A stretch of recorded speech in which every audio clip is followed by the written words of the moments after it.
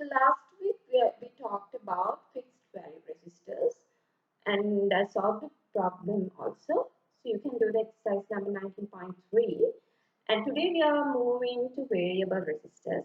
Variable resistors are resistors in which we can vary the resistance or we can fix the resistance according to our desired value. So there are many types of variable resistors such as pre-adjustment resistors, rheostats. So I talked about this rheostat. It's in the laboratory, and volume control resistors. So volume control resistors are you can see the picture, the figure 19.27. The volume controller is you can see this in radio uh, and is basically in radios. So if you want to increase the volume, you can decrease the resistance. If you want to decrease the volume, you can increase the resistance, because resistance is the barrier to the flow of current, right? So if you want to increase the sound, that means you need a lot of current.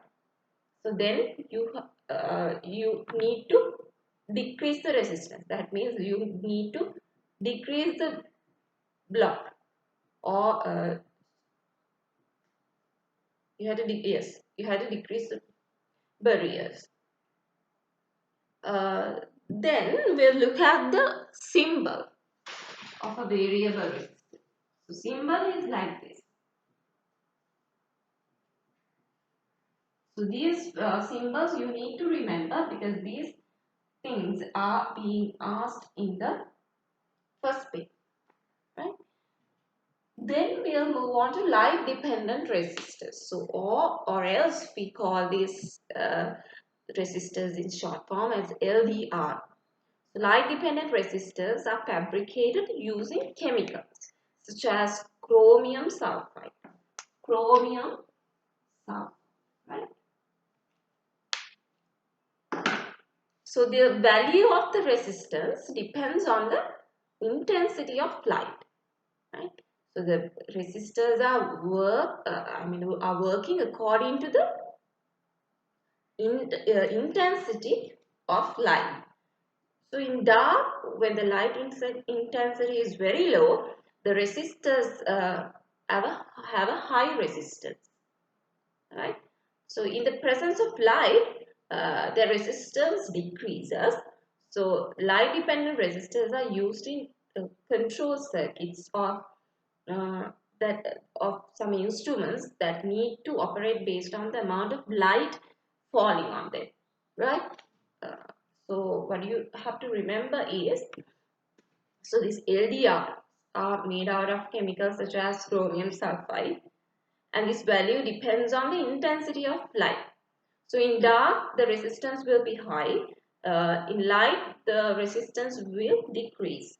So these are being used in circuits of instruments uh, which are need to be operated based on the amount of light falling on them. So the symbol of this area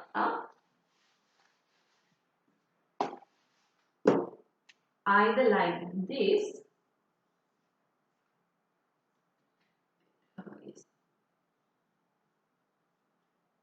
or like this.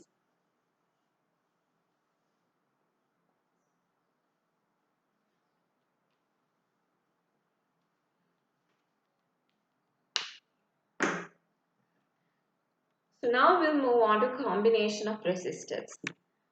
So you know that you can, I think I did this for you last year, this connecting the dry cells, uh, either in series or parallel, right?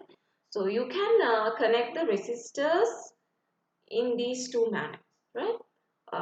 So resistors are actually used to control the current passing through a circuit as desired. So if you want a lot of current to be passed in the circuit, you need to decrease the resistance. So if you want if you want a very low current to be passed through the circuit, you need to increase the resistance.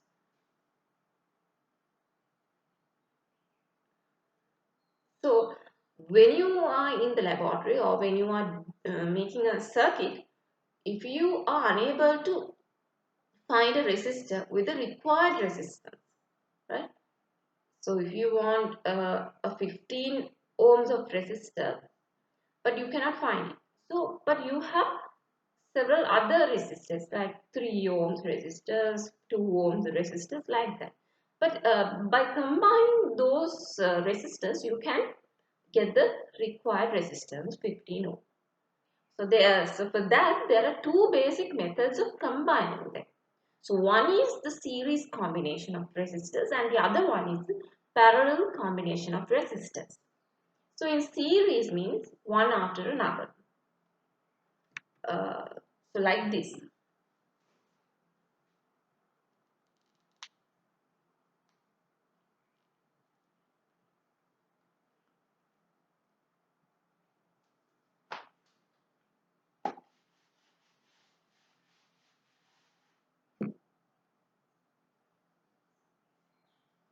So these are resistors.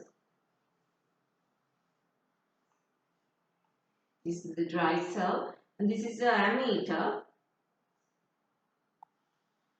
right? So the potential difference, this is R1, R2 and R3. The potential difference between this R1 is V equals IR, no? Right? So V1, because this voltage also differs because it's not same value as here, because it is being divided through these, among these resistors. So V1, but the current is same because the wire is the same wire, right? The current has not been divided. V1 I R1, V2 means the resistance between these two ends.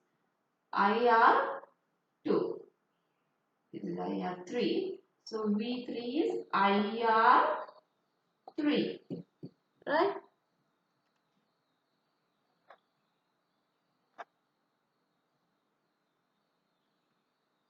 So you know that the potential difference between this V1, V2 and V3 should equal, when you add these voltages together, you should get this value, right? So then V should be equal to V1 plus V2 plus V3. Then I'll erase. I'll erase. So then V is equal to V1 means IR1. This is IR2 plus IR3, right? So you can substitute this V with the total resistance. That means when you add this or the combination of these three resistors will produce one resistance. So that you can I'll erase this.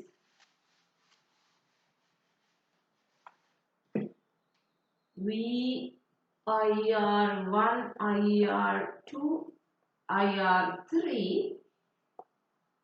So V is equal to IR, capital IR1, IR2 and IR3.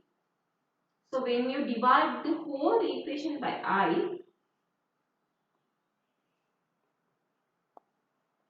you can,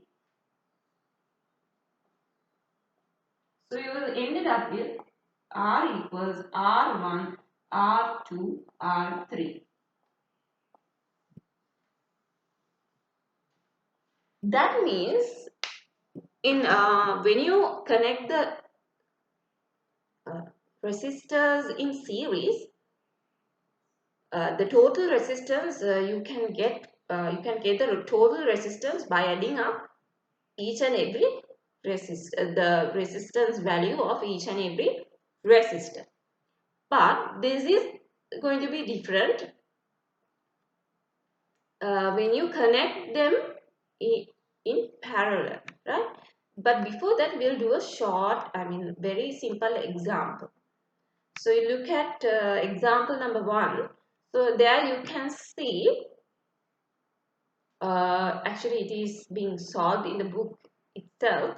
So the figure shows a 10 ohm resistor and a 2 ohm resistor connected to a 6 volt power supply. Find the equivalent resistance of the system. So it is being connected in series. It has been connected in series. So what is the total resistance? 10 plus 2, that is 12 ohms. Then they ask you to find the current passing through the circuit. You can simply substitute the R value to this. V equals IR.